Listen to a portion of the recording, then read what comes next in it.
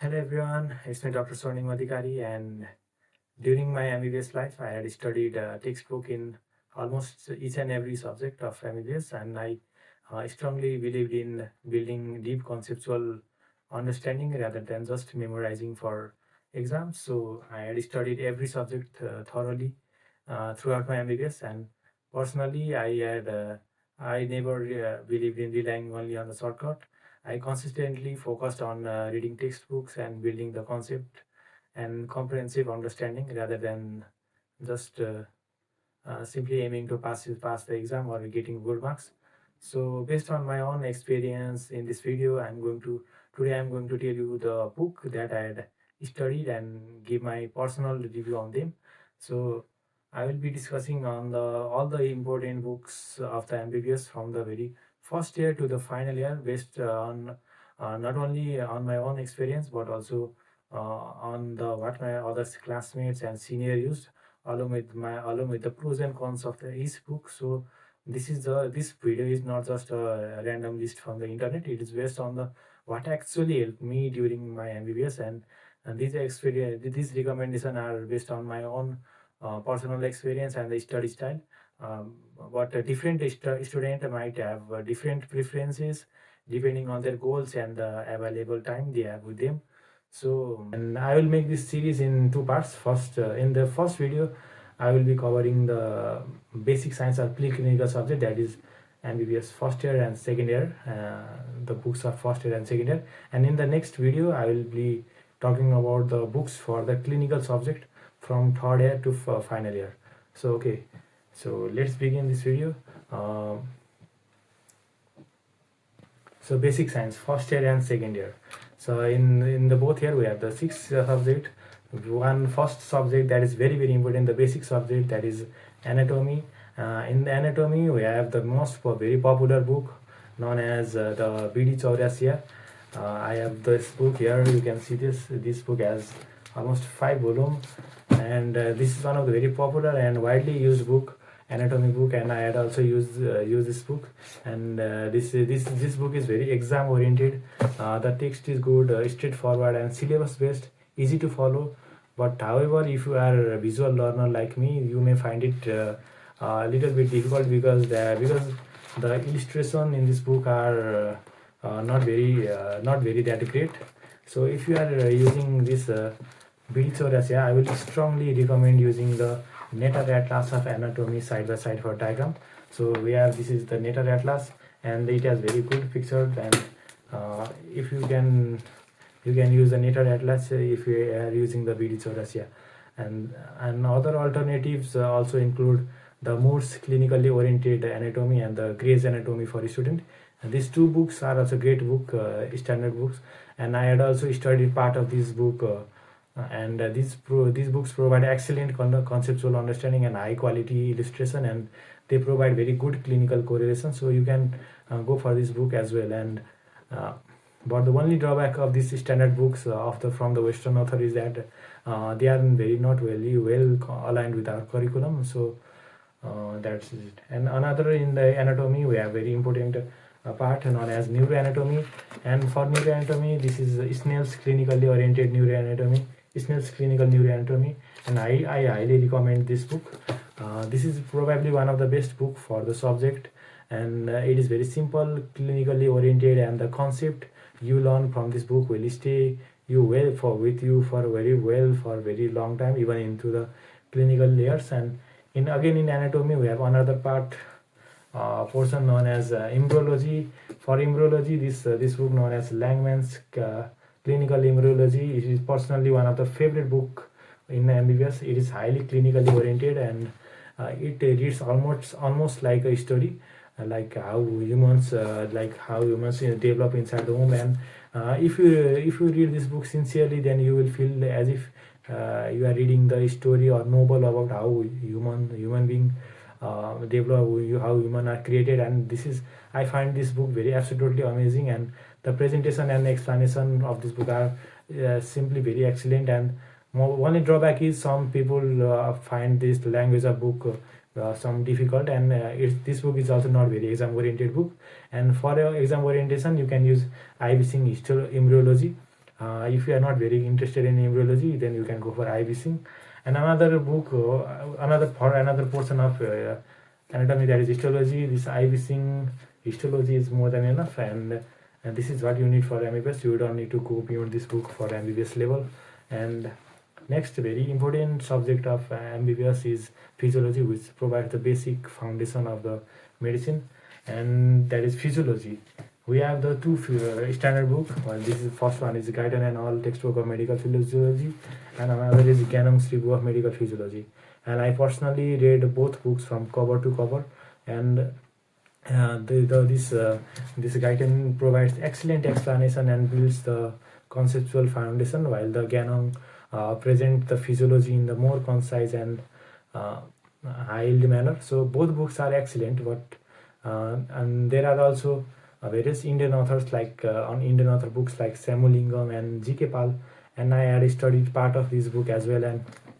And if you don't if you don't have much time or are not very deeply interested in physiology, then those Indian books are reasonably alternative, and those Indian books are also very good with very strong orientation to our curriculum. They are aligned with our curriculum very well, those Indian books. And for biochemistry, another subject, that is biochemistry, there are 4 popular books in biochemistry. The first one is from Indian author known as Satyanarayan Biochemistry. In this book, the initial chapters, including like carbohydrate, lipid metabolism, and other basic chapters are very simple and easy to understand. Well, these are explained well in that book. And another book known as Vasudevan Biochemistry, that is very good book with better clinical orientation than Satyanarayan. And another very excellent book that I found was Lippincott Illustrated Review. That is why this is simply excellent book for conceptual understanding, and I was genuinely impressed by it. And the illustration, flowchart, diagram are outstanding, and it has already been years since I last read, but I still remember many of those concepts because of its visual presentation, and this book provides strong conceptual understanding and very long-term memory retention, and I definitely recommend this book. And another book that is high-level book, there is Harper Illustrated Biochemistry, and this Harper is high-yield reference book, and if you want to explore a topic in greater depth, then you can use Harper for the reference. And personally, I had bought Satyanarayan during my time, and I use this book as my main textbook. And at the same time, I had also studied the Lippincott thoroughly, the PDF of that book, and I also refer to the Harper and Vasudevan, the portion of those books whenever I felt that the Satyanarayan was not enough in the certain portion. So my suggestion would be to either buy Vasudevan or Satyanarayan as a primary textbook, and since they align better with our curriculum, and then you can also use Lippincott or Harper as the reference book whenever these are needed. So that was all about biochemistry. And moving on, we have the next subject of MBBS known as pharmacology. This is people find it very difficult, and K.D. Tripathi is probably one of this is K.D. Tripathi. This K.D. Tripathi is probably one of the popular pharmacology textbook, and honestly, but I don't think it is an exceptional book. But at present, I also don't know any better alternative that provides both comprehensive knowledge and remains the exam orientation. So if you know any good alternative to K.D. Tripathi, then let me know in the comment below. So and the drug classification in the K.D. Tripathi these are must read, and if you are preparing your own note while reading this book, and they will be extremely helpful for you. And regarding pharmacology, there is another book known as the Karjung Basic and Clinical Pharmacology. So if you want to go deep dive into the pharmacology, then you can read that book. And another very great book there is called Review of Pharmacology by Dr. Govind Rai Garg, and this book helps you to identify the most known topic and filter out the unnecessary information, which is especially useful in the subject like pharmacology, where the amount of information can be overwhelming. So you can read the Govinda Rai Garg book, and along and the side by side you can also read the KD Tripathi, so that you can this will make pharmacology easier, because you can finally choose what to explore from the KD Tripathi and what to read from the KD Tripathi. So GRG book, I recommend that book, and I studied that book and solved every question from that book, and it was very helpful for me. And next subject we have is the pathology. In pathology we have the Robbins Pathologic Basics of Disease. This is one of the best and most read book in MBBS. This has 2 volumes. This is one of the best and most read book in MBBS, and in my opinion, Robbins is a must read book if you want a strong conceptual and understanding of the subject. So yeah, you may find difficult to read the Robbins in the first reading, but that challenge trains you to read better, build your reading habit, and develops a strong conceptual understanding. So I highly recommend the Robbins textbook of pathology. And another useful book is Ramdas Naik Pathology. Reading this Ramdas Naik Pathology along with Robbins makes Robbins easier to understand and helps to filter out the most relevant information required for our undergraduate level.